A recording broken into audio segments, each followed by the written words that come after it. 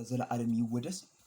ኃያልነቱን ታላቅነቱን እንናገራለን። ዛሬም ከፍ አድርገን የምናወራው ስለ እግዚአብሔር ቃል ነው። የምንናገረው ስለ እግዚአብሔር ቃል ነው።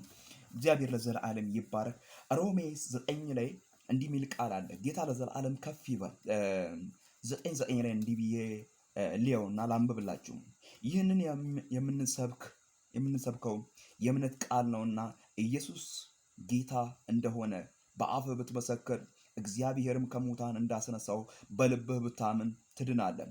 ሰው በልቡ አምኖ ይጸድቃል፣ በአፉም መስክሮ ይድናል። መጽሐፍ በእርሱ የሚያምን ሁሉ አያፍርም ይላልና።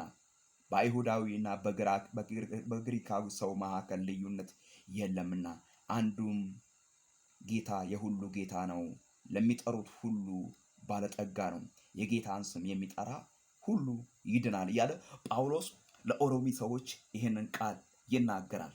ወዳጆቼ እንግዲህ አንዱ ጌታ የሁሉ ጌታ ነው። አንዱ እግዚአብሔር የሁሉ አምላክ ነው።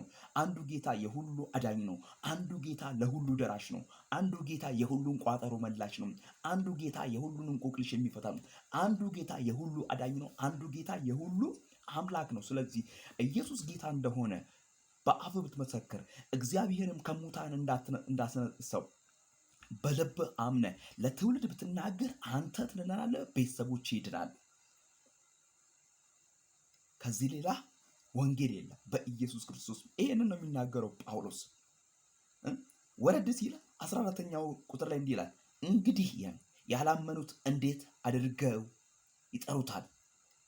ባልሰሙትስ እንዴት ያምናሉ? ያለ ሰባኪስ እንዴት ይሰማሉ? መልካሙን የምስራች የሚያወሩ እግሮች እንዴት ያማሩ ናቸው።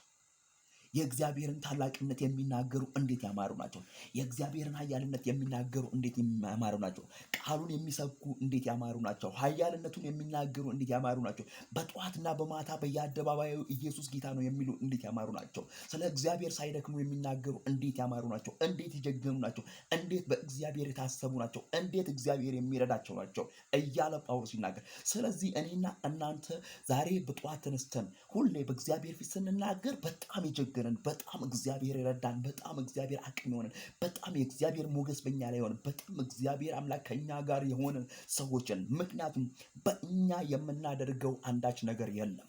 እግዚአብሔር ስለረዳን፣ የእግዚአብሔር ኃያልነት ስለበዛልን፣ ሞገሱን፣ ኃያልነቱን፣ ታላቅነቱን በእኛ ላይ ስላደረገ ይሄንን የምስራች ወንጌል ከፍ አድርገን ስንናገር ለትውልድ በረከት፣ ለእኛም በረከት፣ ለትውልድ ፈውስ፣ ለእኛም ፈውስ፣ ለትውልድ ማምለጥ፣ ለእኛ ማምለጥ፣ ለትውልድ መትረፍ፣ ለእኛ ለቤቶቻችን መትረፍ፣ አልፈን ለሀገራችን መትረፍ፣ ለምድራችን ለኢትዮጵያ መትረፍ በኢየሱስ ክርስቶስ እንሆናለን። ምክንያቱም የኢትዮጵያ በረከት በወንጌል ውስጥ ነው ያለው። የኢትዮጵያ ሀብት በወንጌል ውስጥ ነው ያለው። የኢትዮጵያ ሞገስ በወንጌል ውስጥ ነው ያለው።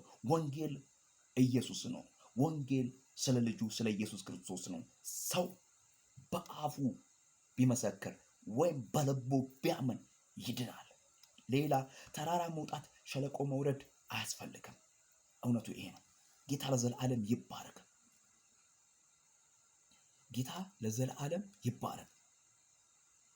ጌታ ለዘላለም ከፍ ይበል።